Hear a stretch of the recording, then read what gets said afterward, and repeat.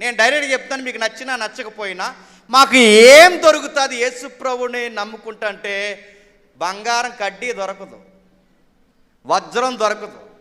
యేసు ప్రభువుని నమ్ముకుంటే ఏం దొరుకుతాయి? ఏమీ దొరకో.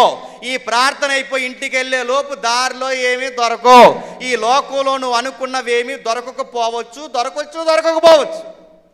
ఆయన నమ్ముకుంటే ఏం దొరుకుతాయి? ఈ లోకంలో దొరుకుతాయని ఆయన చెప్పలేదు, కానీ పేతురు ఇక్కడేం దొరుకుతాయి కాదు, అసలు విషయం ఒకటి నీకు తెలియాలి.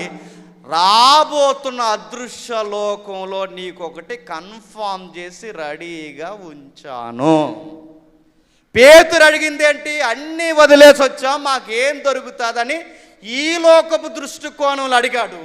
ప్రభు ఏ దృష్టికోణంలో చెప్తున్నాడు? రాబోతున్న ఒక కాలము, రాబోతున్న ఒక ప్రపంచం ఉంది. ఆ ప్రపంచంలో ఏం జరుగుతుందో చెప్తున్నాడు చూడండి.